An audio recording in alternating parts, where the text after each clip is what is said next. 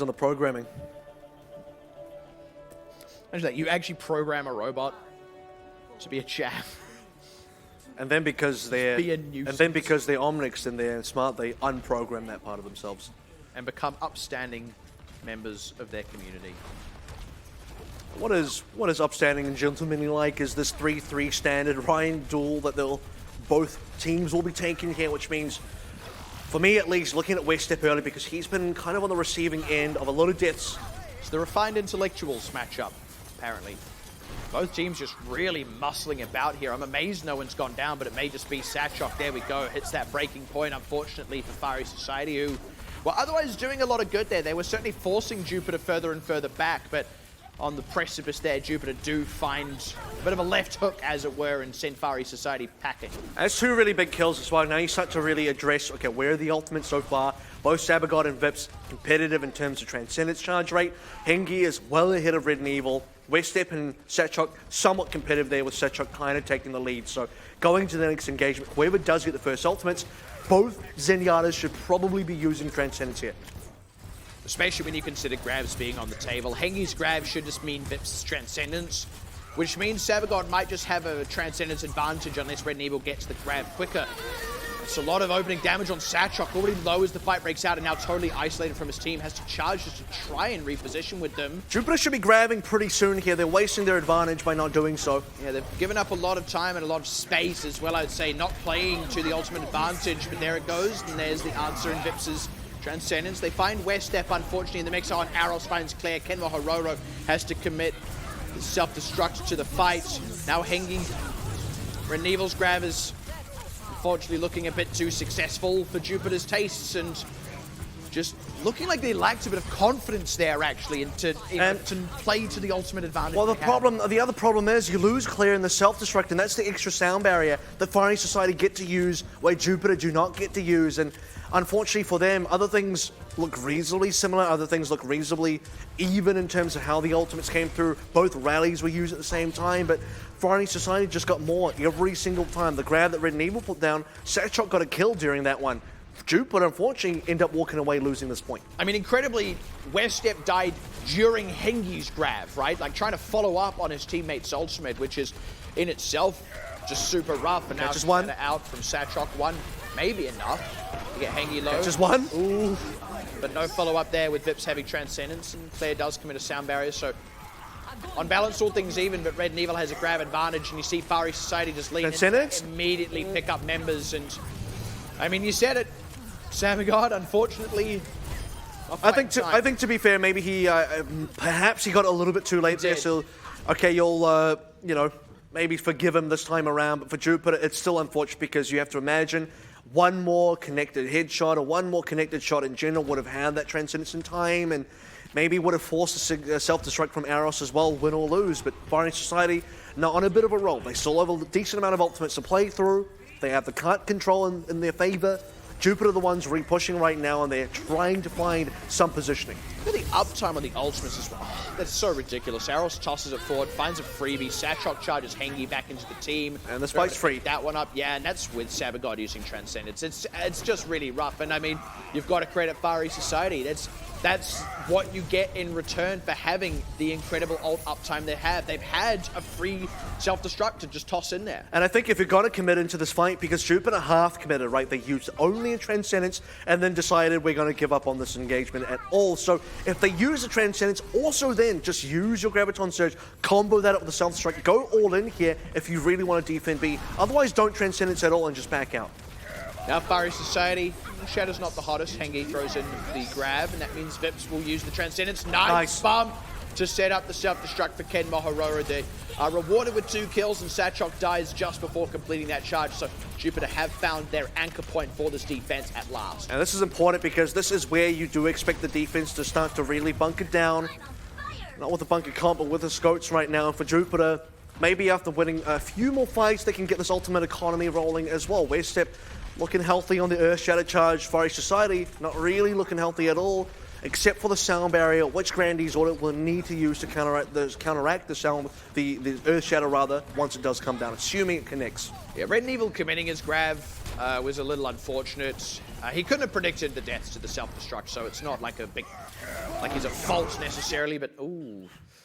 I believe that's just one observer, but Satchok going down. Westep connected a nice Earth Shatter there, so this is another good early lead in the fight here for Jupiter. They're going to be able to finish off actually quite a few members and off the back of that charge up some more ultimates. And I'll tell you what, not the first time someone's been boomed out of a server by an Earth Shatter, but at least this time around, Jupiter, look, they win another fight, they get more ultimates back online, Graviton Surge available, nearly able to be comboed up with the Self-Destruct. Fire Society still in sort of a rebuilding phase, but looking a lot better in that case now. 2:30-ish on the clock is still enough to complete the match. Grabbed, nicely connected there from Hengi, struggling to get the follow-up though. Thanks to Vips' Transcendence. Okay, that that's is a good shatter. Westep now 2 for 2 on fight-winning shatters. And I mean, look, we said the reverse sweep felt unlikely. Even for the first parts of this map, I would have still said the same, but Jupiter have really come alive here. And I think A was decently competitive, right? B less so, but C is more than going their way, and they can keep this going, if they can keep this momentum up on the defense, keep the ultimates rolling through and the economy nice and, I guess, healthy, then Jupiter should be on track to hold C. Self-destruct just kind of tossed out from Aros. Won't find the same success as it did earlier. All stun on Satchok. He's not going to be able to get the shatter he was looking for. And blocked. Straight into Westep's shield, and then Satchok eats a huge chunk of damage, goes down for his trouble. And this is without Jupiter really having to use anything aside from just a rally. And this look at a heads-up play. Jupiter now, after the break, are seemingly like, okay, they made some improvements from Nepal to Paris, made even more improvements from Paris now onto King's Row, at least for this first half. Satchok goes for the flanking shatter play, gets spotted out by Anakin, stunned out, and then Westep has a shield up in time to block the shatter as well. Fire Society are getting repelled on every front. I figured it out. The further west we go, the better Jupiter do.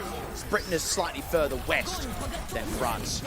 With that though, Jupiter going all in on this fight, and oh, unfortunately they take the first casualty. Claire can still sound barrier. Get some work done here. Claire has to sound barrier now, chooses to not commit it, and I think that's a mistake. They end up getting massively wiped. And still, I guess, shadows of Jupiter from Paris and Nepal still coming through here. I do believe if they used a sound barrier, they would have saved at least 5 members out of 6 to continue the fight, force more ultimates out of Fiery Society, which they need to do so because Cart is nearly at the finish line. They nearly found Red Evil there, but instead a shatter connects onto so many members. No one's able to touch the cart while that's happening. Saved. Now they use the sound barrier, they get to the cart, and like you said, save these members. They find Satchok as well. I think Jupiter let that go closer down to the wire than was necessary, but it does look like they will hold on here barely. And it's a very fortunate sound barrier as well. Okay, you didn't use it before. This time we'll say you were able to get the effective, but in a lucky kind of way because 4 people got shattered. Westep, Kemo Horora, Claire Sabagon, all 4 of them on their backs. Claire had to get up from the Earth Shatter, survive the Earth Shatter, then still have a sound barrier, use it in time such that his members were safe. Westep on a flank. And he does get what he's looking for. He looks for you and finds him. Satchok goes down as well, and Vips' Transcendence can't do anything to members that aren't in it. Nice layering up of ultimates there. Jupiter are going to be successful in this final fight, so they will not let the cap go through in its entirety. Maybe gave up more ground than was necessary. Yep. You'd like to see better defense on B, but this is winnable if their offense is good enough. And this is where the cart positioning, unfortunately, is still looking from the side of Jupiter. It is just not where they would like it. You can see the final finishing place, and for them that means Jupiter has to push this entire distance. For all intents and purposes, it is almost like completing the map, but just slightly short, so minor advantage. Fiery Society still ultimately gets the job done despite not finishing the map for. Now, we're definitely not going to be seeing a time bank, but for Jupiter, I think the work is still yet to be done. You've kind of laid out the foundations, but can you complete the structure? And in a sense, you could say the harder part is still ahead of them, purely because when you're on the defense, you can, especially when you're on C, you have the closest spawn, you can have that kind of highly efficient ultimate engine like what Jupiter had running there, but if you assume you'll see the same out of Fiery Society on that same point, then I do still, unfortunately, question Jupiter's ability to break it, but I would love for them to prove me wrong. And that's the thing, because it looks better for Jupiter, but you still do favor Fiery Society here. You look at how they've been performing so far, not just on this map, but specifically the other ones, and then Here, you have a Jupiter defense that is starting to really come online, specifically towards C, and that is also where you expect most defenses to come online. Forest Society, they got as far as you would expect for most teams fighting into a well-managed defense onto C, and they themselves have also kind of set the foundations, and you would not be surprising to see Forest Society get a hold on either A or B here. That's what Jupiter have to work against, I suppose. That's the narrative they have to upset, as it were. They're just going to take a slow rotation on the point, now forcing forward. A lot of damage on Satchok. Forest Society, they have to either give up ground or deaths, and they end up giving up deaths. Satchok goes down. They do at least trade with Anakin, but he's got a closer respawn, and Hengi's charge is absolutely phenomenal right now. Drills down. Good damage. Vips. That is so huge. DMEC on Ken Mahororo is there, but the finish off isn't, and now Red Nevil's overextended. This is also progress on the point for Jupiter. Worse still, it's staggered kills. One by one, Forest Society are losing members without getting any trades. Still a lot of low members as well. Remake on Ken Mahororo with AVRL still out of the mech. So again, it's still an advantage for Jupiter, even as Satchok comes back in. It's going to be an early rally. But look for you, Satchok's down once again. Sabagod can actually not commit this Transcendence. He doesn't have to at this rate. AVRL's trying to get back into the mech, is in the wrong position to do so. He's cut off from his team, has no protection. Ooh, don't know about the sound barrier. Well, I also don't know about the Transcendence, but at any rate, Jupiter is still ahead in this fight and now starting to plow down Forest Society as they captured A. This is going to give them so much space and so much momentum on B. And unfortunately, Satchok has spent most of this defense dead. I mean, he's only at 55%, and yes, that's on his way to his first shatter. So for Forest Society, really the chip started to fall when you see the opening engagement. It's a trade between Satchok and Amic, and you will take the trade in favor of Jupiter because you want the Rhine down. You don't mind the Brigida being down nearly as much. From that point, Forest Society were kind of bleeding out members. They kept losing members, kept being low. Satchok comes in, he dies once again. Jupiter now in a great position to continue to snowball, but they have to keep this up. Engi looking for the grab. Ooh, Arrow seeds it, and a little bit too telegraphed, I dare say. Red Nevil's own grab going to be a lot more successful on the connection and successful on the follow-up. And Forest Society are going to find their first point of defense here on B. And such is the danger of trying to be excited about Jupiter finding minor success, because this kind of thing just happens where you lose your Graviton Surge, and now for Forest Society, going back to a little bit of normalcy here, they will successfully have repelled a defense, or rather an attack onto B, which is something that, by the way, Jupiter did not do on their own defense. So Jupiter can lose a lot of time here, where Forest Society did not lose time. This is really what Forest Society are in for. Nice catch, though, from Weststep. That's so huge. It was as Satchok was jumping to the sides. The shatter ends up going below him. They're able to get a good connection, so Jupiter just kind of pull that one out of the hat and get back underway. And I think this might be the third game-winning shatter he's had so far, and this may just be the map of Weststep. And that's only if Jupiter can actually still win here, and it's still the question, because we are seeing Forest Society respawning. They have ultimates to play with. Looking at Satchok, because he's been kind of the member on this team, bullied around so far on this defense, and still opportunities to redeem himself, but he needs to begin that road. Thing is, at this point, Jupiter actually have ultimates too. They've got more defensive ultimates, which should help answer Satchok. They're closer on a grab, and there's the first one. Hengi does go down, though, to the self-destruct. That is a numbers advantage. Transcendence keeps Satchok in the fight as Ken Mahororo may just get DMX. Not quite. Jupiter are still retreating, though, and may still lose members yet. And I think for Jupiter, they can look for ultimates here if they can keep members alive, but that's not going to happen. Yeah, unfortunately, just getting run down a bit too quickly before those ultimates were available. Hengi really sucks as the one that goes down, because he's at 88% there. He was the only member caught in Satchok's shatter as well, so as the self-destruct comes through, he cannot defend himself with the bubble. Doesn't have the capability to remain in that fight. 5 versus 6, no Earth Shatter, no defensive plays. Jupiter can only back out. And we have to go back now to the notion of Jupiter losing a lot of time on B. Yes, they can still cap B, but how much time do they then have for C? And unfortunately, the shoe's on the other foot here. You look at the defensive tools against these. Weststep again. Wow, that is decent from Weststep, but this time there's the grab. Oh, Sabagod, Transcendence, he can't use it, but it may just be enough. They've now finally been able to pop it. And looks like they're keeping this fight alive. They have got the better trades, but Weststep needs to stay alive. Does not succeed in that, and Satchok has finally been unlocked himself as Hengi goes down. Claire as well. Satchok does not die incredibly, and Jupiter barely fell short in that fight, I have to say. The execution was otherwise very good. And I think you have to look at Grandy's auto because he was one that didn't get caught in West Step's shadow, so uses the sound barrier, keeps his entire team alive, and that would have been very difficult for Jupiter. Rather, it would have been very difficult for Fire Society to survive if they did not land specific support ultimates, because another huge shatter out of West Step that could have been, in fact should have been, a game-winning shatter. Unfortunately for them, wasn't. And Fire Society now bleeding more and more time off the clock, looking like they can actually be able to hold beat. Savagon will luckily survive that one. They have to scatter against Aros' self-destruct. They do survive it, but West Step's on the wrong side of Satrok. No, Satrok's on the wrong side of West Step. No, West Step is on the wrong side of Satrok and finally goes down. But I tell you, that was exceptionally close. However, once again, it means Jupiter find themselves in a situation where they're at a numbers disadvantage. They're already trying to retreat. They're still losing members. They've still got low health bars. They're still getting picked off and run down, and they've only got less time than before. And you're concerned about this 1 minute marker because, yes, Jupiter now have some ultimates to play with, but guess what? So does Fire Society. They've won enough fights in a row now where it's their ult economy that's really been boosted here, which is really important for the next phase of the fight, which will probably be also the last, as the cart is still far enough away for Jupiter that as we reach the overtime, it will be difficult to continue that overtime with reinforcements. Woo! West Step snips it out in the nick of time, and now, well, guess who's on the wrong side of who? Shatter comes out. That is a very successful one as Defended, the Contenders runs out, but they've got a sound barrier still. Red and Evil Scrap does get Edom. Jupiter could throw in a self-destruct. Unfortunately, ends up going a bit too far past where Fari Society is standing, but Satrok will still get mown down.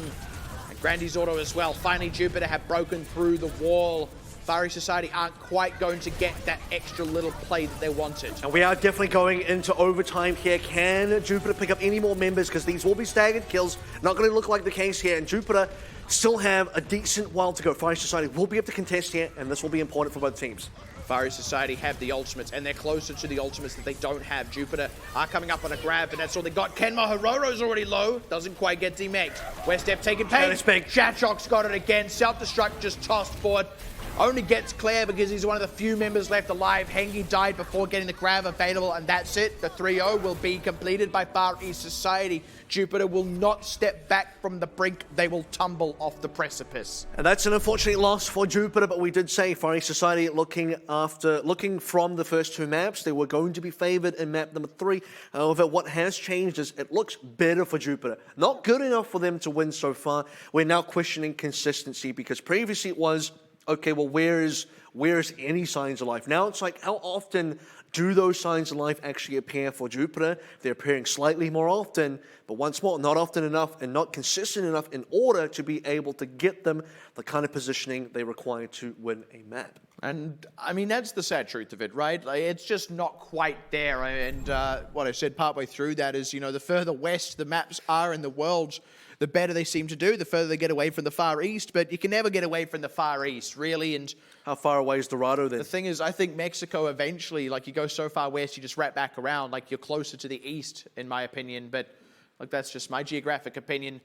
My Overwatch opinion is that Far East Society are looking good, and as we've been saying, making good on the promise of the aptitude they showed in the first 2 weeks. And I also think now for Far East Society, they are in some ways due for a map, due for a 4-0 here. In some ways, the expectation for me would be that they should be looking to get this 4-0 here, and that would be not only their first win, but like such a commanding win, such an impressive win, because it would really boost up their score in terms of map differential for potentially, you know, tiebreakers down the line should we get there. So very important win for them, and Jupiter's final chance to show something, because they've definitely lost now, but you know, retain some dignity, retain some confidence for week 4. They at least did that against Greenleaves, right? They did get that one map back. And again, I think that's even the other thing you can say about it all is, yes, there's the side of it that's Jupiter in their own performance, but there's also the side of it and, you know, how Jupiter failing to win at least one map here will change our comparative metric, not actually just with Jupiter in the picture, but even just between these two new coming teams, Greenleaves and Far East Society, because even though they both looked good so far this season and now will have both beaten Jupiter, there is still that question looming over them of like, does the worst of those two still end up back in relegations? And if that ends up being how that gets decided, I'm not saying it will be, but if that's how it gets decided, then those comparative metrics do really start to matter, especially if the question's not been answered until week 7 when they finally play. And the thing is, we're starting to look at a world where one of our 2 trials teams should be going to playoffs and should be retaining a spot in Contenders. And I think it would be perhaps a bit of a fantasy that to maybe think that both teams could go into the playoffs, maybe pending Cyclone Coupling's performance. But if the world does come where the expected result now is probably Jupiter get relegated, probably one of our 2 trials teams make it through, one of them still has to get relegated. And it will be a battle between Green Leaves and Friday Society to determine which is which. And let's also say here, if it is Green Leaves that succeed in that, again, we're not trying to get too ahead of ourselves, but, you know, to speak to the theoretical, maybe what we really look at this for Jupiter is a changing of the guard. The team that put Japan on the map in the Pacific region, that bucked the trend of weak Japanese teams coming into the season, beating nobody and getting immediately relegated. If that's been officially changed, they're the ones who pioneered that, and now it's time for young blood to take over. Again, I liken it to Mega, the team that put Thailand on the map, but now much stronger blood has come through from that nation and has consistently performed well. Maybe it's just Japan's time for that. And it will really depend on how the teams go for the remaining 4 weeks after, you know, they've completed their week 3 matches, and we get a sense of the results from that, and also get a sense of the ultimate strength of, you know, everybody else. Again, we say pending Cyclone Coupling because still some unknown factors there. I would even in some ways say pending global esports, where they're doing much better than some of the other teams here, but still, you know, they it hasn't been total smooth sailing. They've now dropped a total of 3 maps between the 2 trials teams, and maybe later on in the season we say, okay, that wasn't a big deal because the level of the trials team was high enough to kind of justify those losses. But time will tell whether that is the truth or whether something else is indeed the truth. Because what can also happen, and this isn't totally unreasonable to say, it feels it when you look at Jupiter tonight, but what could happen is Jupiter beat Global Esports and then map differential decides it. And that's when how these teams performed against Global Esports and where that team stands will really start to matter.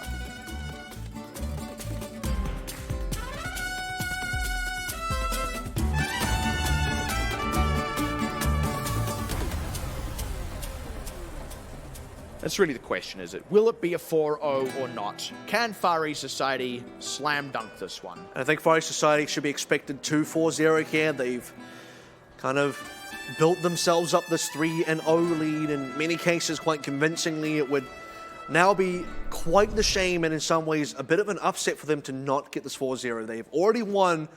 Now they need to win convincingly.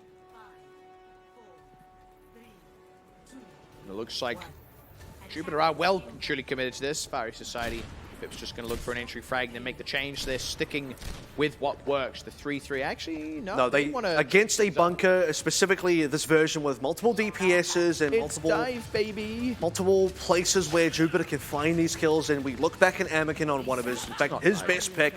Far East Society need to be able to address this. I do question the fire coming through because Hengi is sniping. Yeah, look for you decides he wants to take Anakin head on, but you're right, it's not just about that 1v1 because Hengi's in the picture.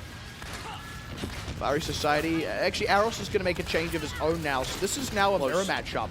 And now this is where, okay, all 4 of these DPSs have a big job ahead of them, and you can see the kind of pressure as soon as Look For You pops himself out into line of sight. He gets hacked, he gets a lot of damage pumped into him, both from Sabagod and Hengi, and that's his real opponent. It's not really Anakin in the sky at all. Both the Fires can and maybe even should ignore each other.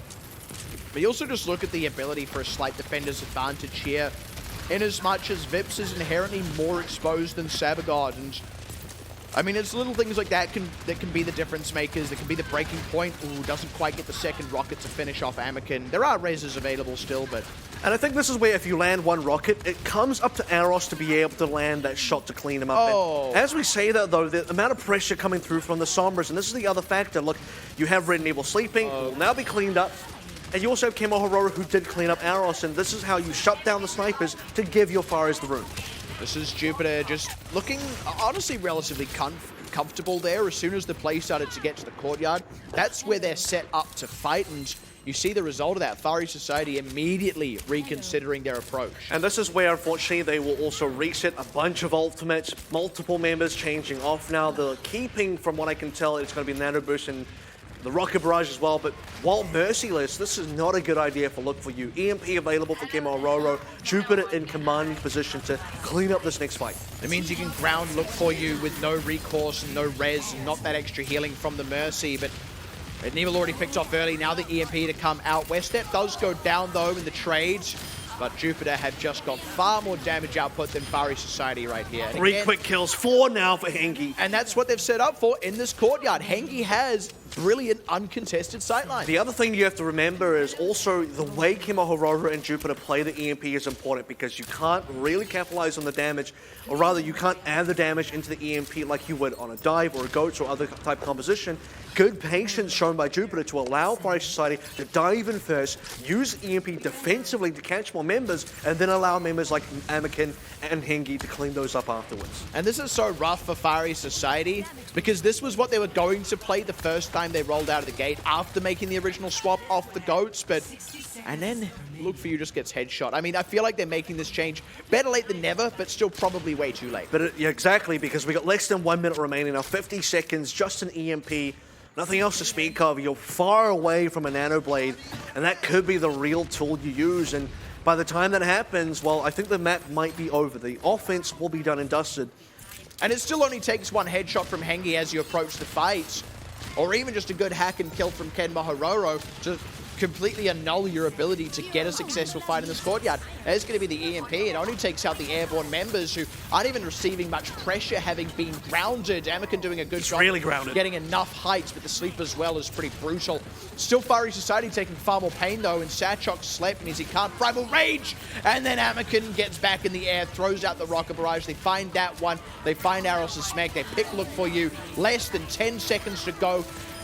And I mean, I'll give credit where it's due to Jupiter, but I do feel like Far East Society gave that one away with some compositional decisions. I'll tell you what, they did get out-comped completely here. This is assuming that Far East Society are definitely out of this one, as they're going to make some final attempts in with the Primal Ray. Satchok hacked out. Hengi's still got these members on lockdown because, once again, he is still uncontested. Neither Satchok nor Aros have even come within 5 feet of the guy. And for Jupiter, we will say that, okay, compositionally, not only did they pick a really good comp for this one, but they executed correctly as well. We mentioned multiple members. Okay, what are their roles here? How do they want to actually play around this? And how do they deal with the threats on the other side? Then we have to look at the other side, which is Far East Movement, and how they decided to approach the attack as well. Because like you mentioned, they had the original plan of, should we be going dive? Decided that's probably not the idea. Let's try and match the fire. Let's try and match the Widowmaker. That, unfortunately, was an even worse idea. By the time they realized it's time to go back on the dive, 1 minute remaining, and just not enough time to work with. Maybe it turns out Hengi has been a suitable replacement for even looking as far back as Depp. Sadly, we're not in Widow meta. If we were in a Widow meta, then I would say this is very good for him. But right? I mean, it after you look at this, you go, man, it's a shame that Hengi has to play Zarya so much, but I mean, it is just good. That's the thing. Let's actually just talk about it in the positive way. Like, Hengi looked exceptional, was an absolute cornerstone of this defense, and part of it was positionally how they'd set him up. Part of it was the fact that neither Satchok nor Aros ever really did much to contest him, but a lot of it is just Hengi played great. And I think this is what happens in classic Jupiter fashion as well, where it's a bit of a mixture of your greatest hits. It's Anakin on the far. We know him to be on the far. It's Hengi on the Widowmaker, which he's now establishing himself on. Sabagot on the Ana. Everyone's basically playing what they're known for. Claire on Mercy is a well-known factor as well. So it's you're kind of eliminating points of failure where, okay, let's say Hengi Zarya has been okay at best, and unfortunately at worst, it's been not, well, let's just say it not good at all, right? Yeah. So you eliminate that out of the picture by putting everyone on their best heroes in this kind of composition where it really works. And Dorado is possibly one of the few points where you can pull exactly this out, and it can be very successful. And combine that with the fact that Far East Society seemed to be a little unsure about how they wanted to approach that one, and you have a perfect scenario for Jupiter to complete a hold. And that could actually just be some of the lack of experience showing for Far East Society, because this is still, all things considered, a very fresh team. I believe most, if not all, of these players, aside from Satchok, haven't even really played in Contenders before. No, so there is only Satchok has played in Contenders. That's the thing. There is there is a factor there, and this is often where that exhibits. So, look, on balance, what this will probably result in, we do still have the other half to play here, but what this will probably result in is Jupiter do get their one map back. It's not a full 4-0, and we talked about what that meant for the comparative metric, but a part of me does still look at this and go, yeah, look, Jupiter played well, but I still think Far East Society just made a bit of a muck up there. If that hadn't been the case, this probably still would be a 4-0. Well, I would say that, based on that, Jupiter kind of mucked up all three of the initial maps in a sense. They kind of mucked up the whole season like so Jupiter far. won circumstantially. And in a way, I would say that in a way, it's a combination of both factors, because I also think Jupiter, again, playing their best heroes, really executing a comp properly as well, even just good patience by Kimo Hororo, understanding how to use EMPs in that particular matchup. But now we have a narrative where Far East Society, we look at them going to Dorado saying, should be a 4-0, expecting to be a 4-0, would be nice to have a 4-0. Jupiter making this as difficult as possible at the final hour, and on the final hurdle, is this where Far East Society trip up? Are you ready to see Far East Society hold Jupiter even further forward? What is it? That would be even fuller hold? That would be absolute. I mean, if not with this comp. If I can tell you right now, that would be so brutal. I can tell you right now, they're already on the wrong composition, because they've just seen Jupiter pull out a bunch of DPSs. They're committing to a Ryan 3-3 Goats composition, which will get farmed by Anakin on the far end. By the time they realize it, it'll be too late. It's not like Jupiter have to make a lot of distance. In fact, you can make that distance off one successful fight. Could be the first one, could be the last one. It doesn't matter when it happens. You just have to get one. And this is where it's going to be a big punish. Far East Society, all they can do is try and really look to bait members to fight them in this house, or really delay the card movement as well, but it's a delay at best, assuming Anakin doesn't make big mistakes. It's a huge bite of grenade, but they don't quite get the final shot onto Red and Evil there, so Far East Society can hunker down for a moment, try and top the health back up, but I mean, as long as Anakin doesn't get too greedy, eventually something's got to give. No one can even walk out of the house. That's the thing, you got to get to the card eventually. Like, this is no way to live. D-Mech outdoors is too dangerous. That's probably the beginning of the end. Well, that already just nullifies their ability to stop the damage coming through. You can see it. Oh, baby. I would even argue the Rocket Barrage is overdoing it. You already had them on their limbs, on their last legs. And now they're on the cart. Jupiter, I mean, they could have even started playing for the cart before that with Far East Society trapped in the building, but they wanted to show, like, no, we can really do this. And this is not even the... Okay, I think Far East Society are accepting that we tried to play DPS on the offense, it didn't work well. Our response to this is going to be Winston and Moira. I still do not believe it's an adequate response, and it will take a lot for them to be able to win right now. They have to dive for this card as well, and that dive comes in the form of Satchok. Red and Evil's already low. Grandy's auto needs to live. Through. It's a great EMP as well, and you're right, Grandy's auto has to live, and does get the earth barrier, whatever, sound barrier off. Sound travels well through the earth, I don't know. Grasp at straws. So Nano boost onto Hengi. West Step needs to be able to get the supercharger down as well. It's going to really improve the damage. In fact, so much so. Charlie Niner, boys. Jupiter walk on the cat. Far East Society are far too scared of the bongos. Far too far east. I don't know, I thought you said Dorado was closer to the east. I don't know, man. Look, the whole idea of like the east versus the west kind of falls apart on a globe. Just saying. Either way, I did bring that up earlier. But either way, that aside, back to Overwatch, what I want to bring up is straight away when you saw what the opening defense comp was for Far East Society, you knew this was not going to be their defense to hold. You knew that, okay, if this was a full defense for Dorado, let's assume you go all the way to C. B's even defendable possible with that comp, but let's assume we're going to fight for C. Great, let's do that. Cool. But if you're only defending A, if your only job is to defend A, you're not doing it on that comp, not versus what Jupiter's running. And again, maybe it's just some of the newness of the team, and not necessarily like a naivety. It could also just be an unflexibility, right? Like this is a team. I definitely think it's that emerged in a time where you can still functionally mostly play goats, maybe Sombra goats. You put in the Winston here and there. Look, maybe you need to be able to play bunker as well, but. Like, this is where the lack of flexibility does get punished a little bit more. I do just... The thing is, the victory does still ring hollow. Like, it is still a loss for Jupiter. It is, but I think it really exposes now certain holes in Fiery Society that other teams are going to be able to poke through and really break open. The problem is, at minimum, the expectation for that defense, knowing what the circumstance was, which was you have to get an even fuller hold versus what Jupiter just did to you, starting on that could not have been more of a mistake. They could have at least put Satchok on the Winston to begin with. They could have at least had a Sombra as well. That minimum, a Sombra goes with the Winston, should have been the expectation for that defense. That would have given them a shot at actually winning.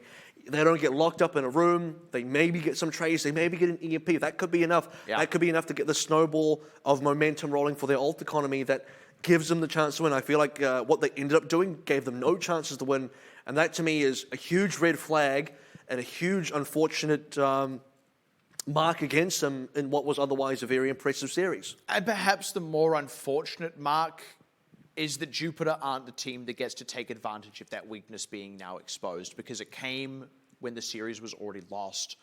And again, it adds to, I think, a bit of the bittersweetness of that all, because it was actually exceptionally well played by Jupiter, on top of there being some shortcomings, shall we say, for Fiery Society. Yeah. So, like, it's not like Fiery Society lost that map. Jupiter won that map, is what happens. And again, it's a shame, because that one loss there for Jupiter could have been the one that will sign the difference between relegations and not. The problem is Jupiter can't do that every single map. This was the map they could do it on successfully.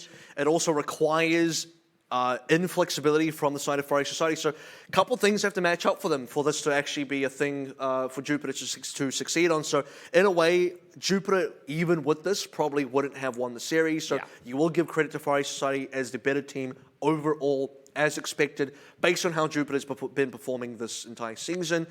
And now we starting to get a really good idea of where Fiery Society are really sitting, which is much better than I think we expected coming into the tournament. But that is every single match done for the day. So now we can sort of recap ourselves a little bit. Started out with Xavier versus Talon 0-4. Talon asserting their dominance over the region and over every other team in Fiery Society, getting that 3-1 over Jupiter. And see that reflected in the standings. Talon picking up another undefeated win, does sit them pretty at the very top with an excellent map differential, on track so far at least for a perfect season. And now, unfortunately, at the bottom you see Jupiter in what is often the